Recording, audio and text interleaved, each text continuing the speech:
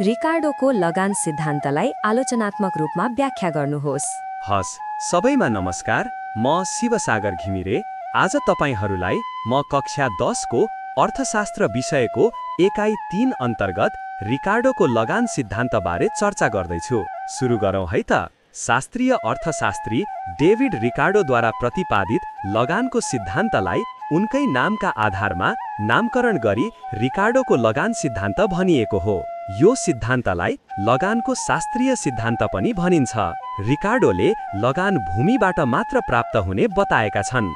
उनका अनुसार लगान भनेको भूमिको उत्पादनको त्यो भाग हो जुन भूमिको मौलिक र अविनाशी शक्ति प्रयोग गरे बापत भूमिपतिलाई भुक्तानी गरिन्छ। यसर्थ लगान भनेको भूमिलाई भूमिको प्रयोग गरे बापत मोहीले गर्ने भुक्तानी हो र यो भूमिबाट मात्र प्राप्त हुन्छ। रिकार्डोको लगान सिद्धान्त निम्न मान्यतामा आधारित छ। लगान भूमिबाट मात्र प्राप्त हुन्छ।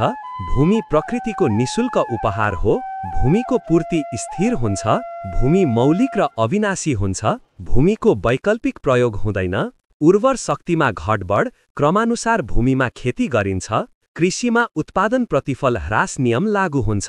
रिकार्डो लगान सिद्धान्तलाई काल्पनिक तालिका र चित्रका सहायताले व्याख्या गर्न सकिन्छ। यहाँ रेखाचित्रको एक्स अक्षमा जग्गाको श्रेणी र वाई अक्षमा गहुँको उत्पादन देखाइएको छ। यहाँ पहिलो, दोस्रो र तेस्रो श्रेणीका जग्गाले प्राप्त गर्ने लगानलाई रेखाचित्रमा विभिन्न किसिमले छाया पारी देखाइएको छ।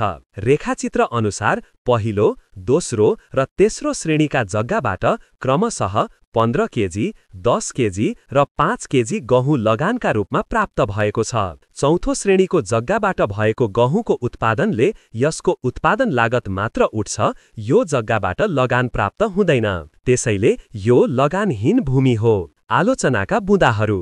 क रिकार्डोको लगान सिद्धान्तले लगानहीन भूमिको परिकल्पना गरेको हुन्छ, तर आलोचकहरूका अनुसार वास्तविक जीवनमा कसैले पनि लगान प्राप्त नहुने भूमि नै हुँदैन, किनभने भूमिको पूर्तिका तुलनामा माग अधिक हुन्छ।